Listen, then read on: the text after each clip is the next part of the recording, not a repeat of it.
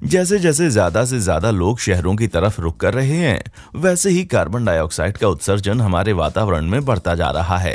अब ये हमारे लिए एक खतरा साबित हो रहा है। छोटी कारें इस खतरे से बचने का एक हल हो सकती हैं, जहां हम उन 10 कारों के बारे में बात करने जा रहे हैं जिनके बारे में आप भी कहेंगे कि मिनी ही बेस्ट है। Number 10, Heinkel कबीने।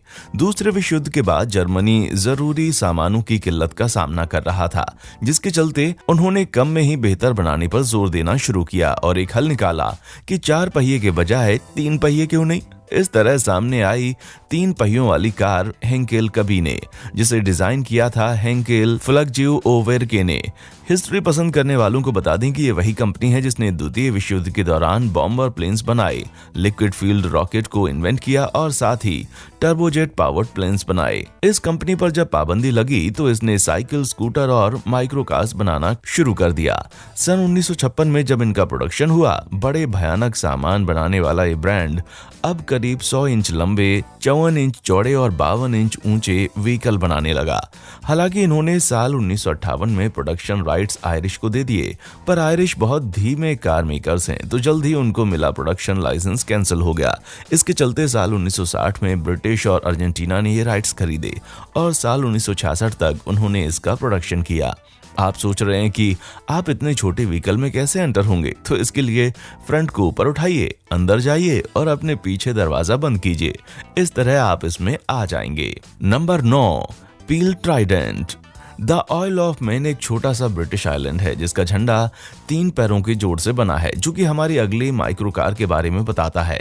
इसे एक तरह से हेंकेल कबीने का टाई वर्जन ही कहेंगे।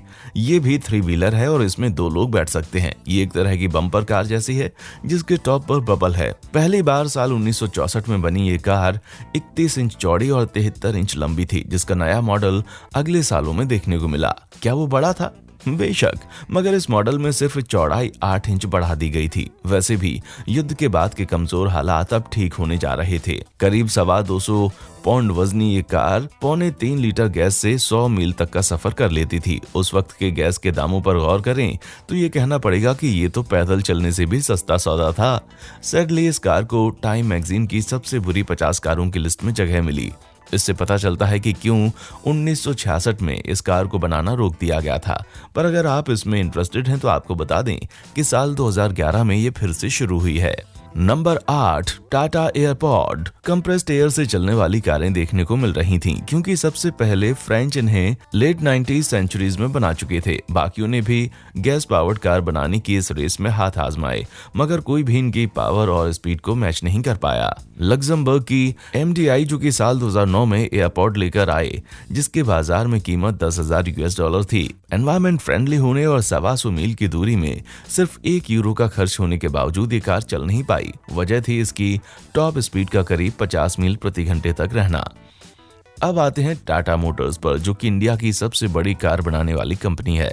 साल 2017 में MDI के एयरपॉड में कुछ बदलाव के साथ इसको लाइसेंस किया। टाटा एयरपॉड का वजन 2000 पाउंड के भीतर है और $1 से कुछ ही ज्यादा के खर्चे पर इसे करीब 125 मील की दूरी तक ले जाया जा सकता है। हालांकि ये कंप्रेस्ड एयर पर चलती है और इनसे निकलने वाला एमिशन इलेक्ट्रिक कार्स के बराबर होता है। इसमें स्टीयरिंग व्हील के बजाय जॉयस्टिक का इस्तेमाल होता है। करंट मॉडल करीब 2 मीटर यानी कि करीब 6 फीट लंबा है, जो कि 4 लोगों के ठीक से बैठने के लिए पर्याप्त है।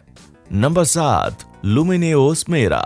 अगर आप एक कार को मोटरसाइकिल से मिला देंगे तो क्या होगा, ऐसा फ्रेंच ही सोच सकते हैं। फ्रंट और बैक से ना देखें तो साइड से देखने पर ये रेगुलर कार लगती है और ओवरऑल इसका लुक हाफ कार की तरह है। यूरोपीय स्टैंडर्ड से तो ये पूरी तरह कार ही है, क्योंकि ये 4 व्हीलर है। ल्यूमिनस मेरा एक इलेक्ट्रिक कार है जो 16 किलोवाट इलेक्ट्रिक इंजन वाली इस कार का वजन 1000 पाउंड से भी कम है। करीब 8.25 फीट लंबी, 3.25 फीट चौड़ी और 4.25 फीट ऊंची इस कार का एक फैंटास्टिक फीचर ये भी है कि ये अपने कॉर्नर से 25 डिग्री तक टिल्ट हो जाती है।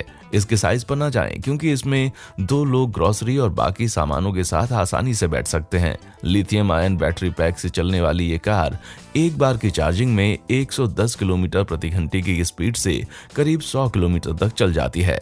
बुरी खबर यह है कि ऐसी सिर्फ 10 कारों को बेचने के बाद इसको बनाने वाली कंपनी ने साल 2013 में खुद को दिवालिया घोषित कर दिया है। Number 6, Brutsch Mopetta. Micro cars और 3 व्हीलर की बात करते हुए फिर से जर्मनी की तरफ लौटते हैं। ब्रूटस मोपेट्टा ये नाम आसानी से बोले जाने वाले इस कार के डिजाइनर के नाम पर रखा गया है और इन डिजाइनर महोदय का नाम है ईगोन ब्रुस्टच फहज़ेगबाउ।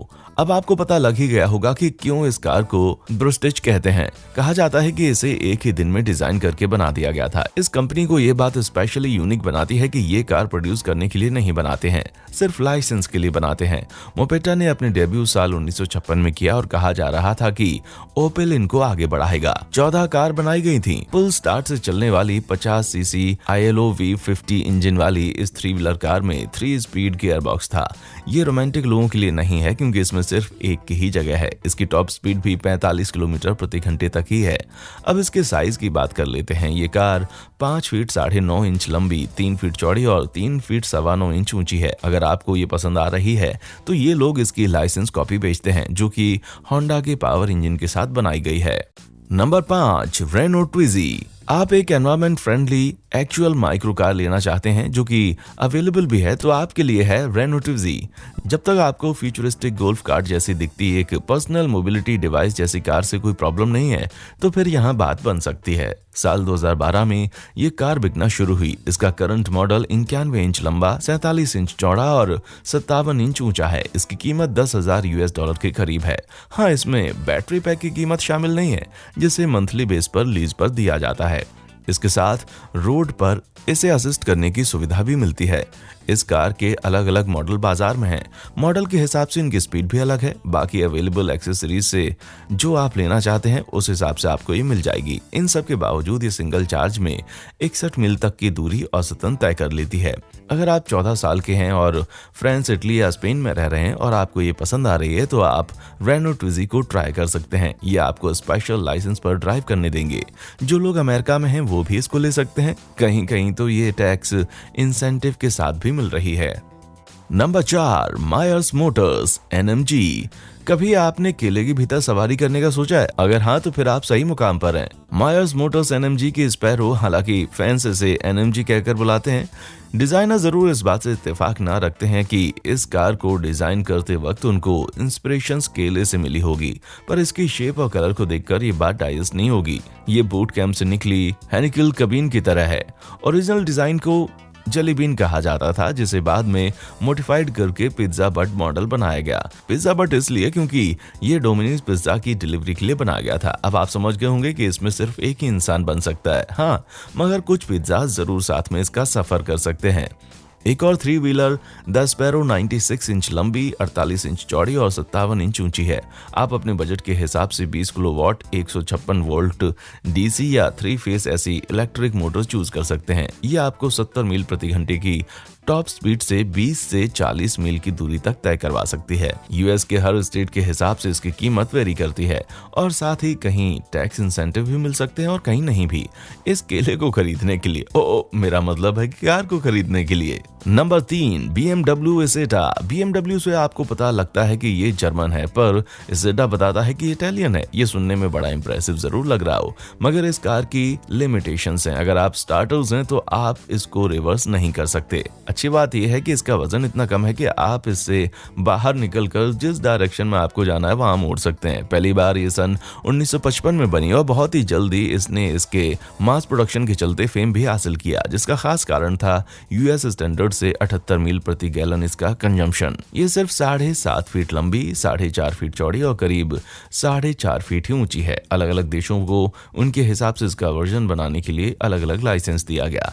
इस तरह फ्रांस ने मॉडल वेलकम बनाया, अर्जेंटीना ने डी कार्लो और ब्राजील ने रोमी सेटा। ये bubble car 236 CC split single 2 stroke motorcycle engine से चलती है। 30 सेकंड में ये 31 मील प्रति घंटे की रफ्तार पकड़ लेती है और यहाँ तक इसकी टॉप स्पीड की बात करें तो ये एक भरे टैंक में 47 मील प्रति घंटे की रफ्तार से 1000 मील तक की दूरी तय कर सकती है।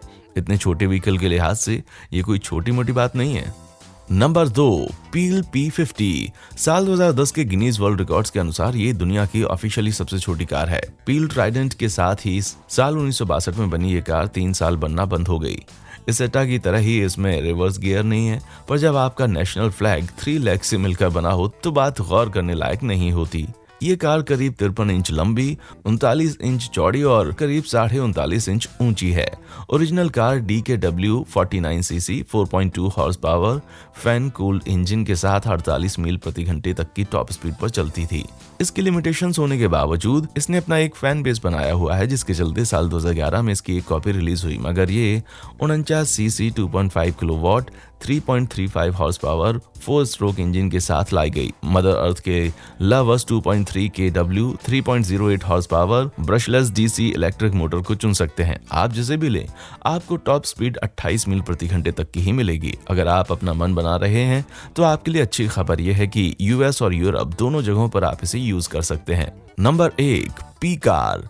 अगर केले में सवारी करना आपको नहीं भाता तो पीस के बारे में आप क्या बोलते हो? ओके, हालांकि ये कमर्शियली अवेलेबल नहीं है, पर छोटी से छोटी कारों को लेने के ट्रेंड में पता नहीं क्या कुछ हो जाए। पी कार पहली बार बर्ड्स आई के कमर्शियल में दिखाई दी। इस कमर्शियल में ये बताया जा रहा था कि किस तरह वेजिटेबल्स अपनी न्यूट्रिशनल वैल्यूज खोती हैं। कार और कमर्शियल को एस्लिम फैक्स ने बनाया था और ये काफी बेहतर तरीके से बनाया था। ये एक तरह से उस नज़ारे को अच्छे से दिखाता है जिसमें अगर आप एक छोटी सी कार में पीछे से गैस छोड़ें यानी कि पाद दें तो क्या होगा। प्रोड्यूसर्स ने होंडा का इंजन लगाकर फाइबर ग्लास से इसे बनाया। इसकी टॉप स्पीड 60 मील प्रति घंटे से भी ऊपर चली जाती है। अगर 3D स्पेक्स सही हैं तो इसमें एक इंसान तो आराम से बैठ ही सकता होगा। जब तक ये सच में अलग अलग हिस्सों में ना बटी हो तब तक मैं इसमें एक राइड तो कर ही सकता हूँ। जैसा कि अक्सर हम कार अकेले ही चलाते हैं, तो फिर इस तरह की कार एक अच्छा आइडिया है। क्या आप में से किसी ने ये कार खरीदी है और चलाई है? अगर हाँ तो आप मुझे नीचे कमेंट सेक्शन में बता सकते हैं। और हाँ, देखने के लिए शुक्रिया।